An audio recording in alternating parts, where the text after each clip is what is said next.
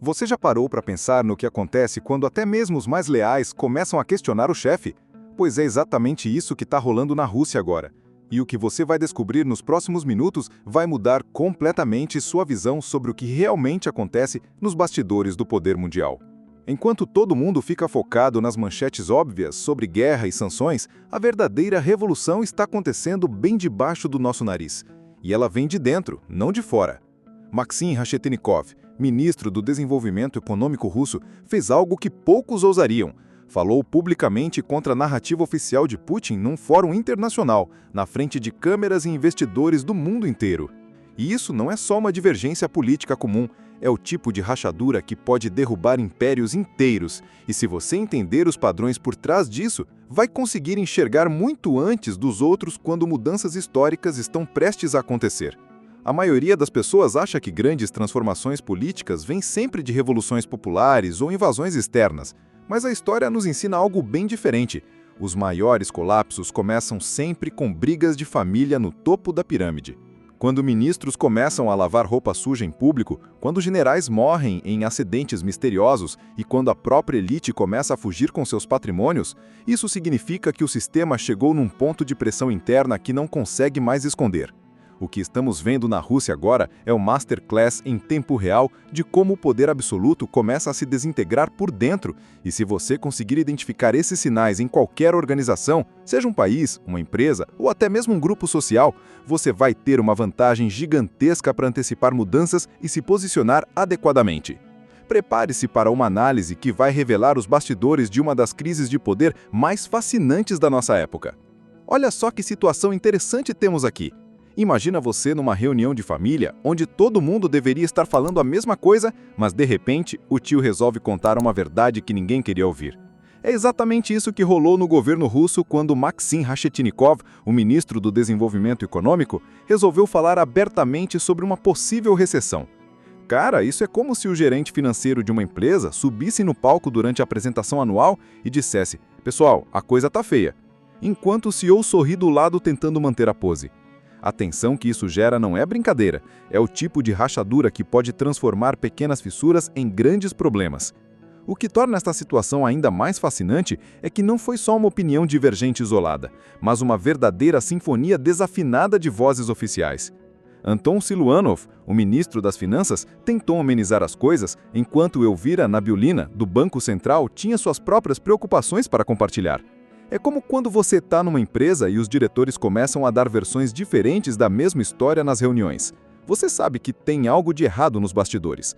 Esses caras não são qualquer um. Eles são peças-chaves do quebra-cabeça econômico russo. E quando eles não conseguem nem fingir que estão de acordo, isso manda um sinal bem claro para quem sabe ler nas entrelinhas. Agora vamos mergulhar nos números que realmente importam, porque é aqui que a coisa fica séria de verdade. Inflação de 10% é como ter um ladrão invisível roubando seu dinheiro todos os dias. O que você comprava por R$ 100 no ano passado, agora custa 110, e isso corrói o poder de compra de todo mundo. Combine isso com taxas de juros próximas dos 20% e você tem uma receita perfeita para sufocar qualquer tentativa de crescimento econômico. É como tentar dirigir um carro com o freio de mão puxado.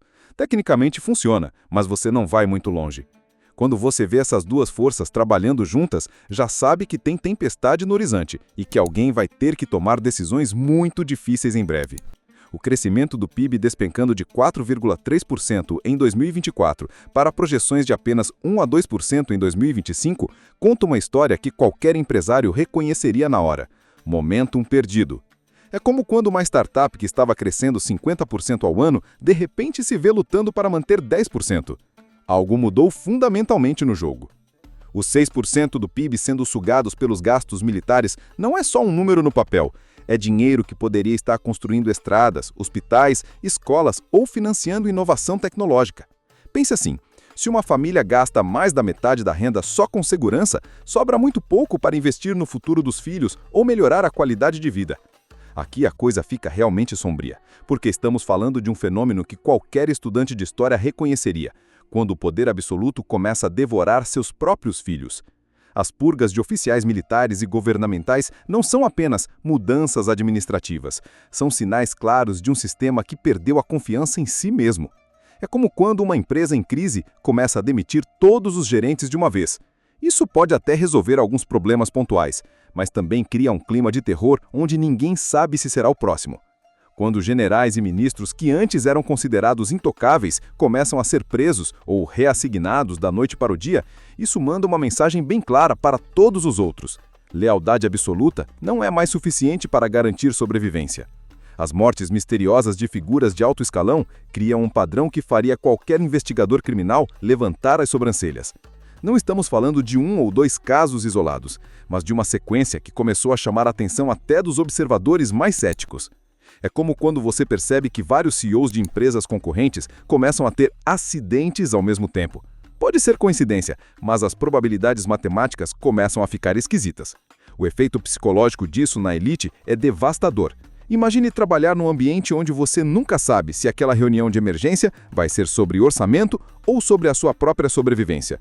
Esse tipo de pressão corrói a eficiência de qualquer organização e faz com que as pessoas comecem a tomar decisões baseadas no medo em vez da lógica. Uma coisa fascinante sobre analisar eventos políticos é que muitas vezes estamos tentando montar um quebra-cabeça gigante com apenas algumas peças na mesa. Quando falamos de eventos que aconteceram em 2025, temos que ser honestos com a limitação do que podemos realmente verificar e confirmar. É como tentar avaliar uma empresa só pelos rumores do mercado. Você pode captar tendências importantes, mas sempre precisa lembrar que está trabalhando com informações incompletas. Essa honestidade intelectual não diminui a importância do que estamos discutindo. Na verdade, ela nos força a focar nos padrões e dinâmicas que realmente importam. O que vemos aqui são sinais que qualquer analista experiente reconheceria como indicadores de instabilidade sistêmica, independentemente dos detalhes específicos. A narrativa que emerge dessas tensões internas vem claramente de uma perspectiva analítica particular, e isso não é necessariamente um problema. É só importante reconhecer isso. É como quando você lê análises econômicas de diferentes institutos de pesquisa. Cada um vai enfatizar aspectos diferentes da mesma realidade, dependendo dos seus métodos e pressupostos.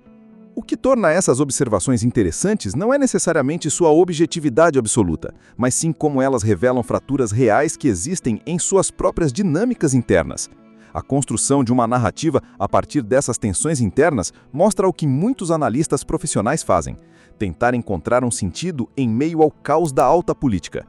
Pode ver que ninguém aqui está inventando fatos, mas está interpretando sinais. O que realmente acontece tem a ver com como esses sinais são lidos e conectados. As leituras de poder são sempre interpretações.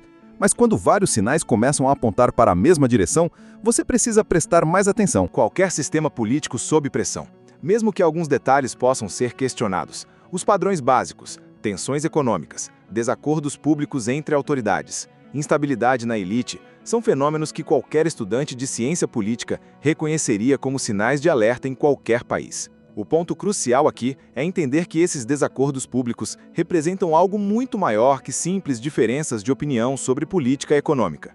Quando sistemas autoritários começam a mostrar rachaduras na fachada de unidade, isso geralmente indica pressões internas que chegaram a um ponto crítico onde não dá mais para manter as aparências.